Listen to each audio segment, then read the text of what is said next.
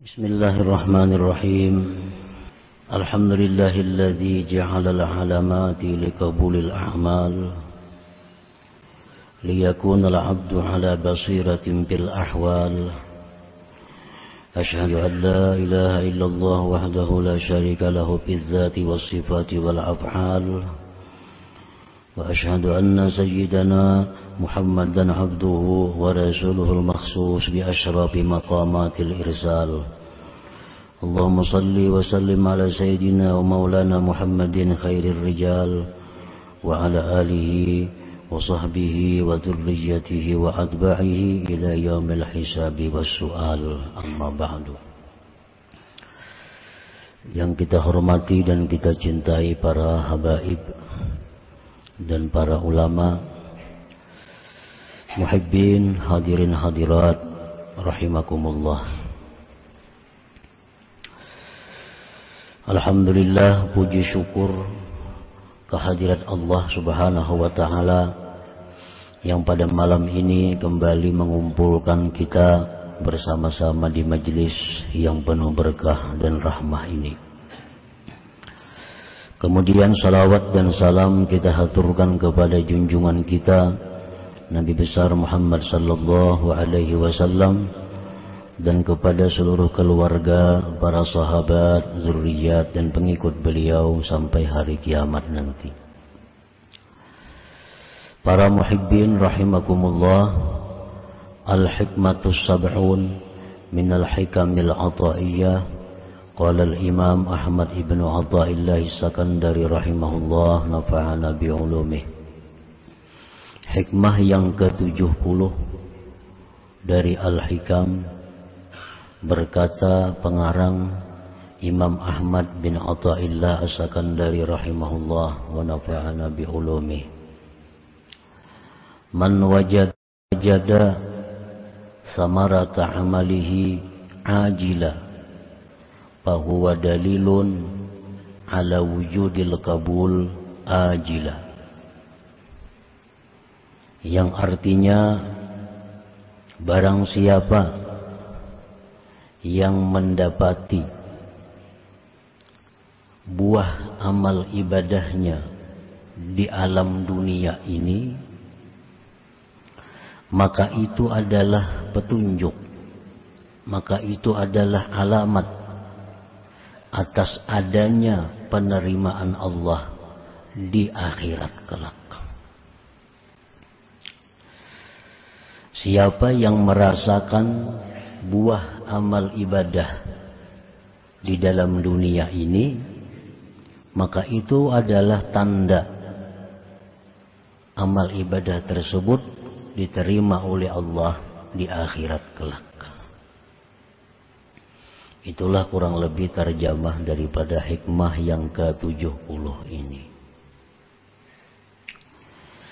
Min samaratil amalil mardi al-maqbuli indallahi ta'ala wujdanul halawah fihi wan na'imi bihi. Setengah atau sebahagian buah amal ibadah yang diridai dan diterima di sisi Allah, adanya manis pada amal itu dan kenikmatan dengan amal itu.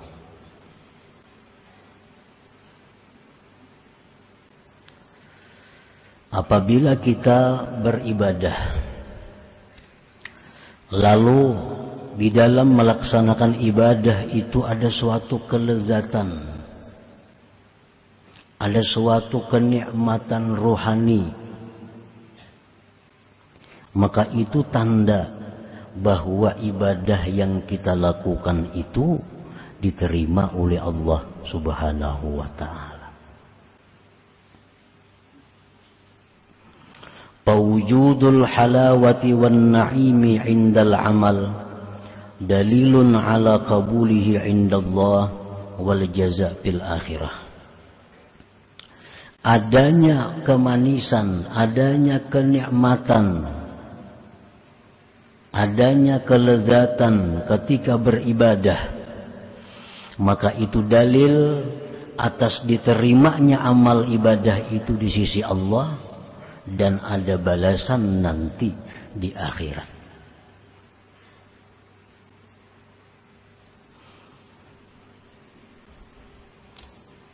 Wa dalilu wujudi hadhil halawati an-nashatu bin nuhudi ilaih wal mudawamatu alaih. Dan dalil adanya ini kelezatan ibadah, rajin pada bangkit kepada ibadah dan mengekali atas amal ibadah itu.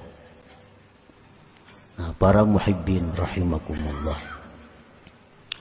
Jadi apabila kita sembahyang, di dalam sembahyang itu ada satu kenikmatan rohani, ada satu kelezatan, ada suatu ketenteraman jiwa, maka itu adalah tanda sembahyang kita itu diterima oleh Allah Subhanahu wa ta'ala. Tandanya lezat ibadah, tandanya nikmat beribadah, rajin dan mengekali. Apakah ibadah itu nikmat atau lezat? Kalau kita rajin mengekali berarti itu nikmat. Nah, bila mana kita kadang mengekali atau kita berlambat-lambat, apalagi balang kambingan, satu bukti bahwa ibadah itu tidak lezat baginya. Satu bukti bahwa ibadah itu kadada nikmat baginya. Apabila ibadah itu kita kerjakan dengan beban, ibadah itu kita kerjakan dengan terpaksa, itu satu tanda bahwa ibadah kita tidak diterima di sisi Allah Subhanahu wa ta'ala. Nah, para muhibbin rahimakumullah, kelezatan atau kenikmatan ibadah itu sifatnya adalah ruhani. Sifatnya ruhani, bukan jasmani. Nah, di dalam diri seorang manusia itu ada jasmani, ada ruhani. Dan masing-masing dua tersebut menyatu dalam diri manusia. Kelezatan jasmani, kelezatan ruhani itu berbeda-beda. Lezatnya teh manis, lezatnya kuah sup, itu hanya bisa dirasakan oleh jasmani. Sedangkan kelezatan ibadah, lezatnya berzikir, nikmatnya membaca salawat, itu adalah dirasakan hanya oleh rohani seseorang. Nah, para muhibbin rahimakumullah, apabila kita beribadah, apabila kita berzikir, tapi tidak ada rasa nikmat, tidak ada rasa lezat, nah itu perlu kita periksa, perlu kita teliti keadaan rohani kita. Perlu kita cek kesehatan rohani kita. Membaca zikir 1000, kadada nikmatnya, kadada nyamannya. Membaca Quran, kadada nikmatnya. Sembahyang, kadada nikmatnya. Nah, ini kalau demikian halnya, satu bukti bahwa ibadah-ibadah itu tidak diterima di sisi Allah. Tidak diterima di sisi Allah. Nah, maka semestinya kita segera untuk meneliti, segera untuk mencari sebab kenapa ruhani ini tidak lezat dengan ibadah itu. Mestinya ruhani ini nikmat begitu kita ucapkan la ilaha illallah. Mestinya rohani itu nikmat begitu kita ucapkan la haula wala quwata illa billah. Mestinya rohani itu nikmat begitu kita membaca surat Fatihah.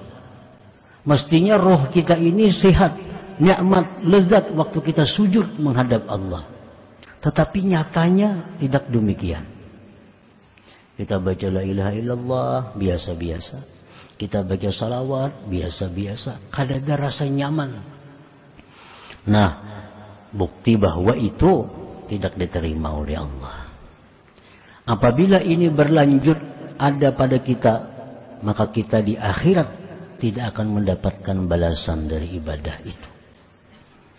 Tidak akan mendapat balasan ibadah itu. Nah, oleh karena itu, para muhibbin rahimakumullah, kita periksalah diri kita. Pasti ada sesuatu yang menyebabkan roh kita ini tidak lezat dengan ibadah itu. Pasti ada sesuatu yang menyebabkan rohani kita tidak nikmat dengan zikir. Umpamanya kita disurungi, orang wadai, nang manis, menyutihnya manis. Nah, kita makan pahit. Menyutih nang manis tuh kita minum pahit. Anja orangnya sudah kegulai 2 sendok tadi. Itu wadai kuhilam, wadai yang paling manis sudah. Rasai pahit. Coba pangikam rasai yang saya kong kawan nih, manis benar aja saya kong. Yang saya kong rasai manis juga. Kenapa seorang pahit? Nah, ini perlu diperiksa. Jasmani kita ini kenapa? Gula yang mestinya manis, kenapa liur kita pahit? Oh, barangkali kita sedang kena penyakit malaria. Orang meriap dingin tuh garing, surungin apa aja kada nyaman. Liur ya tuh pahit. Nah, ini pertanda bahwa jasmani ini ada gangguan. Jasmani ini ada kada sihat. Sehingga yang mestinya nikmat jadi pahit. Nah, ini banyak dokter-dokternya. Banyak tabib-tabibnya. Banyak obat-obatnya. Anak dokter ini. Kayak cara mengobati supaya nang manis tuh manis, nang masin tuh masin. Nah, itu dokter akan segera mengobati. Akhirnya sehat, normal. Nah, makan wadai nyaman. Itu sigar sudah orangnya tuh. Minum banyu manis, sudah nasigar orangnya. Semalam saraba pahit. Nah, berarti jasmani orang ini sakit. Nah, rohani pun demikian. Beribadah mestinya nyaman, kenapa kada nyaman? Berzikir mestinya nikmat, kenapa kada nikmat? Berarti rohani kita ini ada gangguan, ada penyakit. Nah, mesti itu kita cari. Mesti kita cari.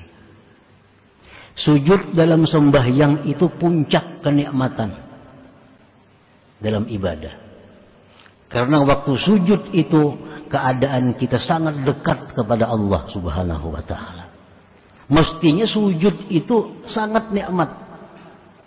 Tapi kenapa sujud itu kada nikmat? Kenapa sujud itu biasa-biasa aja? Nah, ini rohani kita masalahnya. Rohani kita berpenyakit. Rohani kita ini berpenyakit. Maka sudah 50 tahun lebih penyakitnya bertunggu. Membuanginya ngalih benar itu. Kenapa? Sudah kronis. Nah, sudah 40 tahun kada diobati. Ada yang 30 tahun dibiarkan. Sembayang aja. Baca Quran juga. Tapi kada ada nikmat. Sehingga yang demikian itu ibadah timbul jadi beban. Nah, jadi beban jadinya. Kayak orang nanggaring tuh. Dimakan aja. Pahit. Kita bila kada makan kita bakurus awak. Mau mati. Tak paksa makan mah disuapi. Padahal sing tuhukan mah habisakan cuma takutan kalau mati kada makan. Lalu jadi beban makan. Padahal mestinya nikmat. Maka itu juga orang-orang yang rohani sakit ini mestinya ibadah itu nikmat tapi jadi beban. Ketakutan kada sembahyang kena aku ke neraka. Mun aku takutan aku kada sembahyang kena disiksa. Kalau aku kada sembahyang kena aku bisa bangkrut. Nah, lalu sembahyangnya jadi beban lawan dirinya. Lalu kada ada kenikmatan lagi. Nah, para muhibbin rahimakumullah. Nah, apabila melakukan ibadah dan tidak dirasakan nikmatnya ibadah, tidak dirasakan nyamannya ibadah itu, berarti rohani kita sakit. Apa-apa penyakit rohani yang menyebabkan ibadah itu susah, ibadah itu pahit. Oleh para ulama dijelaskan, antara lain penyakit rohani yang menyebabkan ibadah itu menjadi pahit adalah hubbud dunia. Nah, hubbud dunia, orang yang mencintai dunia, orang yang ingin hidupnya ini kaya, orang yang ingin hidupnya ini jaya, orang yang ingin hidupnya punya pangkat yang tinggi. Nah, hubbud dunia. Apabila hubbud dunia ini ada dalam hati kita, maka selamanya ibadah tidak akan bisa nikmat. Itu menghalangi. Orang hubbud dunia pikirannya selalu materi, selalu dunia. Nah, sembahyang pun kada akan nikmat karena pikirannya dalam sembahyang adalah pikiran dunia. Nah, hubbud dunia itu bisa jadi sebab rohani sakit sehingga ibadah jadi sulit, ibadah jadi pahit, mestinya nikmat. Bisa juga penyakit rohani itu yang menyebabkan pahitnya ibadah yang mestinya nikmat adalah al-kibru, kesombongan. Kesombongan. Orang-orang yang sombong itu ditegah Allah untuk merasakan nikmatnya ibadah. Orang-orang yang angkuh, nang siapakah kada dibapilih. Siapa nang angkuh, siapa nang sombong, itu kada akan merasakan nikmatnya ibadah. Allah sudah menjelaskan itu terang-terangan. Allah palingkan ayat-ayat kami daripada orang-orang yang sombong itu. Dan termasuk ayat Allah adalah halawatul ibadah, manisnya ibadah itu. Nah, kesombongan itu. Nah, kalau di kesombongan sini andaknya penyakit kita, nah cari obatnya kesombongan itu kayak apa? Kalau penyakit kita hubbud dunia, kayak apa cara untuk menghilangkan hubbud dunia itu? Wal ujub. Orang yang merasa kemampuan dirinya, orang yang merasa kecerdikan dirinya, orang yang tidak merasakan adanya bantuan Allah kepadanya. Ini keaku-akuan. Inya kada merasa bahwa Allah menolong inya. Inya kada merasa Allah memberi taufik inya. Sehingga rasanya inya segala-galanya. Nah, orang seperti ini pun didinding, ditegah untuk merasakan manisnya ibadah.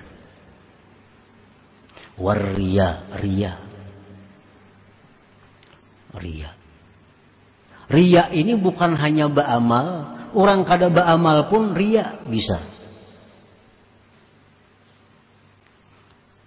Jadi jangan diartikan bahwa ria itu hanya untuk beramal.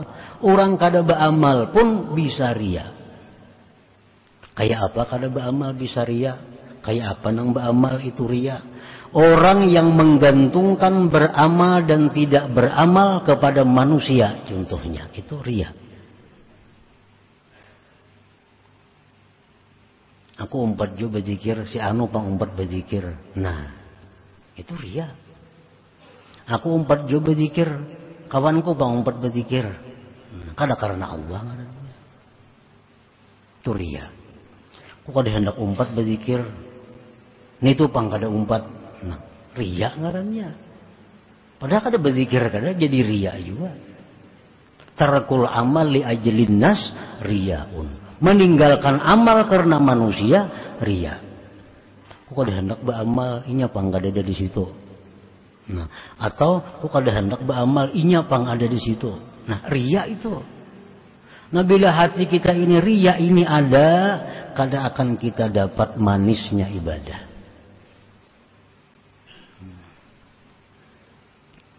Wal hikdu, dendam. Di hati kita ini ada menyimpan kebencian kepada seorang hamba Allah. Apalagi 2 orang, apalagi 3 orang.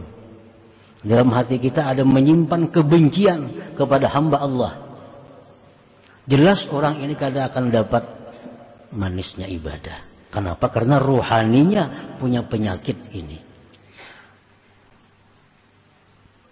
Wa aklul haram, makan haram, sama juga. Nah, para muhibbin rahimakumullah. Jadi kalau kita hendak dapat manis ibadah dan hendak dapat nikmatnya ibadah supaya ibadah itu diterima oleh Allah, nah kita periksa ruhani kita. Adakah penyakit-penyakit tadi? Adakah hubud dunia? Oh, kok ada hubud dunia? Aku bercari gini kada. Tapi sombong sama aja juga. Nah, orang masa salah semuaan. Orang kadinang pintarnya semuaan. Inya aja saya komparasanya nang pintar, sombong ngarannya. Nah, itu penyebab pahit beribadah, malas beribadah.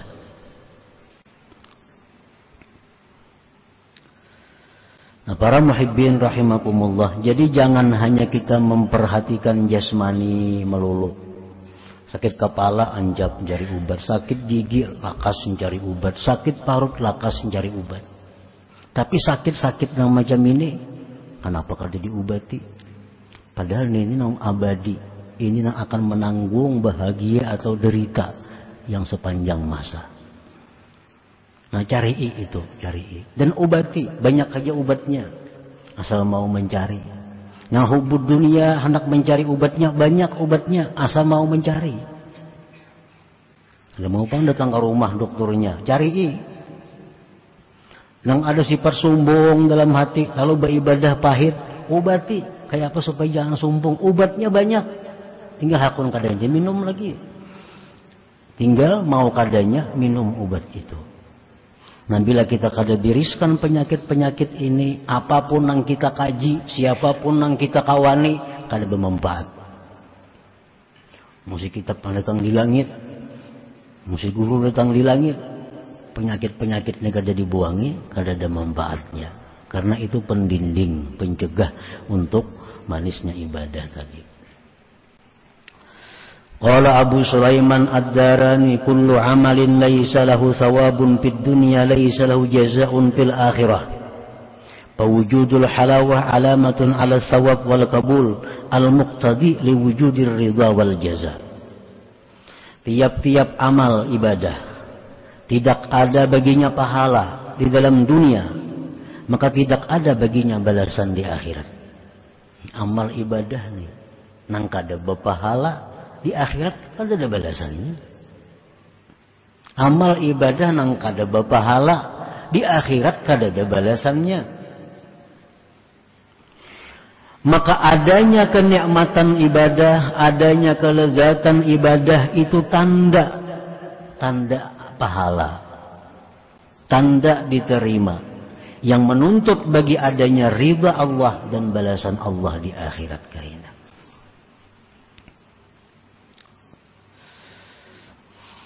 Samaratul amal kal halawati wan na'imi bihi laysat jazaahu li'anna al jazaa muddakharun wa muajjalun fil akhirah wa innama samarah mudhiratun li salahil amal wa qabulihi indallah ta'ala. Buah amal ibadah seperti nikmat, seperti nyaman beribadah, itu bukan balasan ibadah. Bukan balasan ibadah. Karena balasan ibadah itu disimpan dan ditimpukkan di akhirat kaina. Jadi manisnya ibadah itu, nikmatnya ibadah itu bukan balasan ibadah itu. Itu hanya buah. Balasannya kena di akhirat. Nah, hanya saja buah itu menunjukkan bagi bagusnya amal dan diterimanya amal di sisi Allah Ta'ala. Kita berdoa lawan Tuhan, contohnya berdoa lawan Tuhan, minta ini, lalu kabul. Nah, kabul itu bukan balasan doa, itu hanya buahnya doa. Balasannya doa di akhirat kaina kada diunjuk Tuhan di dunia. Orang baca surah Waqiah, lalu inya hidupnya makmur, hidupnya sukses.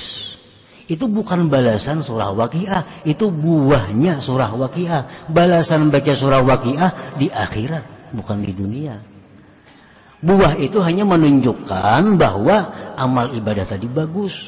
Amal ibadah tadi berhasil diterima di sisi Allah Subhanahu wa Ta'ala.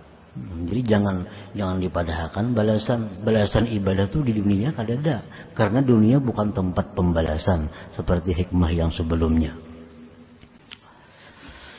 Misalu dzalik ma ya'muru bihi al-walid ibnahu min ad-dirasah wal jiddi fiha wa ma ya'iduhu ala dzalik min jaizatin maliyah iddakharaha lahu fa in qada al-walad li amri abih wajadda fi ad-dirasah sawfa yara samarata dirasatihi najahan fi madrasatihi wa husulan ala ash-shahadah thumma yatalaqqa al-waladu ba'da najahihi wa husuli ash-shahadah al-ajra alladhi wa'adahu waliduhu. Perumpamaannya, anak nang disuruh kuitan belajar sungguh-sungguh, ikam nakai sekolah bujur-bujur, ikam sekolah rajin-rajin, kayaknya ikam bila ikam lulus sekolah ikam kutukarakan sepeda motor. Nah, itu contohnya. Bila ikam lulus sekolah, ikam kutukarakan sepeda motor. Nah, sepeda motor ini adalah balasan daripada lulusnya sekolah. Buahnya apa? Buahnya ini bersungguh-sungguh sekolah, kanak-kanak tadi. Buahnya ini berhimat menuntut ilmu. Buahnya kena lulus, dapat ijazah. Nah, itu buah. Dapat ijazah, lulus sekolah, itu buah bersungguh-sungguh. Sedangkan balasannya pang sepeda motor yang dijanjikan tadi. Cuma sepeda motor itu dijanjikan bila ada lulus sekolah, bila ada ijazah, nah hanya dapat sepeda motor. Nah, jadi balasan itu sepeda motor, ijazah pang itu buah daripada bersungguh-sungguh. Bukan ijazah itu pembalasan sekolah, ada. Nah, itu perbandingannya. Apabila Allah menyuruh kita beribadah, itu ada buahnya dalam dunia ini. Dan buah itu bukan balasan. Balasan kaina di akhirat. Karena dunia bukan tempat pembalasan. Nah, para muhibbin rahimakumullah. Jadi kita beramal, baca salawat, nah, dengan nikmat, baca zikir dengan nyaman. Lalu hidup kita jadi makmur. Nah, hidup kita jadi murah, rezeki luas, berkah. Itu buahnya. Karena buah ibadah itu manis, lezat. Buahnya ibadah itu hidup makmur.